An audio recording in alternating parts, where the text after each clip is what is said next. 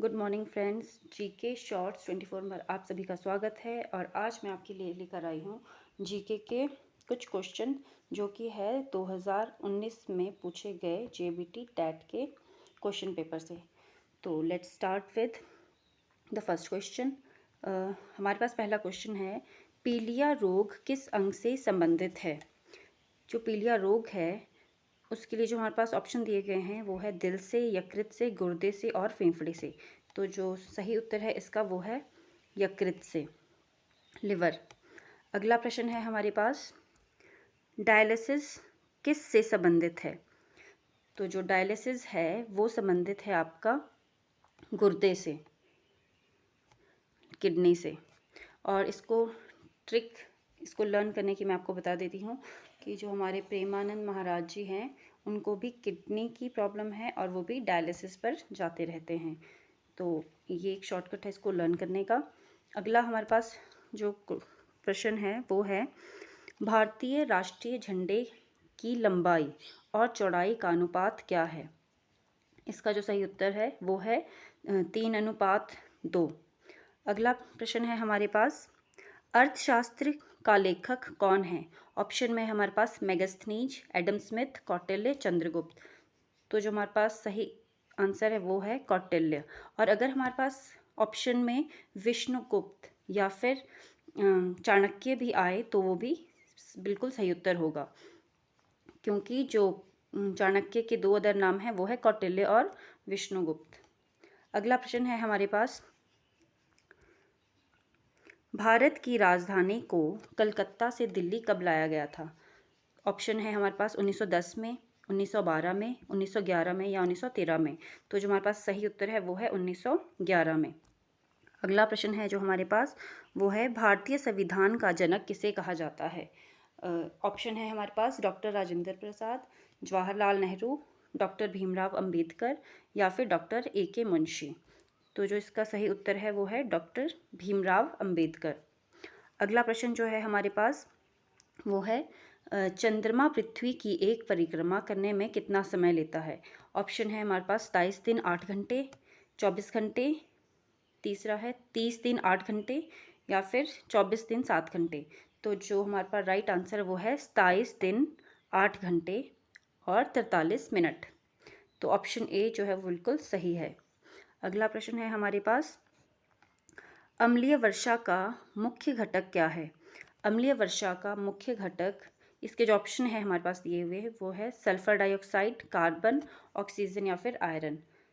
तो जो सही उत्तर है वो है सल्फर डाइऑक्साइड, ऑप्शन ए।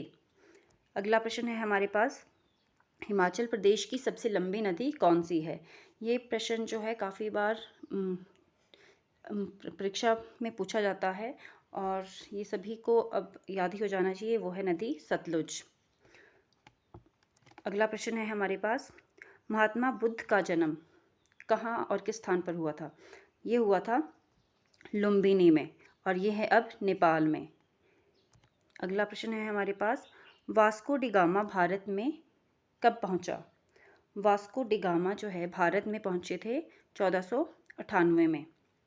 अगला प्रश्न है हमारे पास, राष्ट्रीय विज्ञान दिवस कब मनाया जाता है।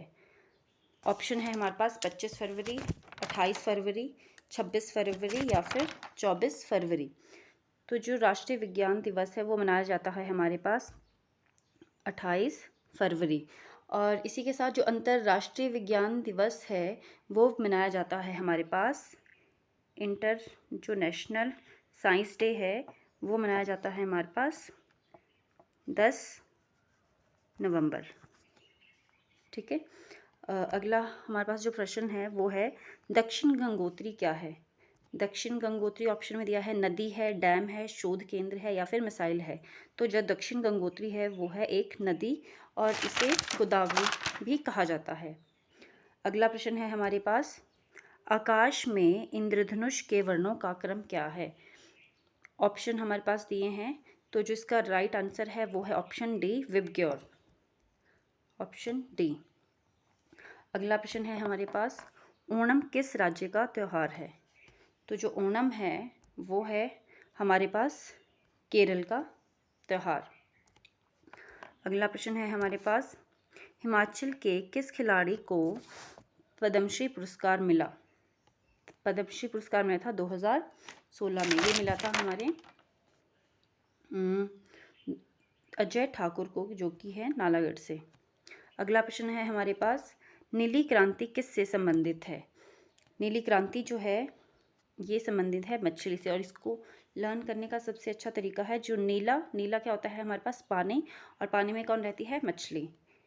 तो जो नीली क्रांति है वो संबंधित है मछली से।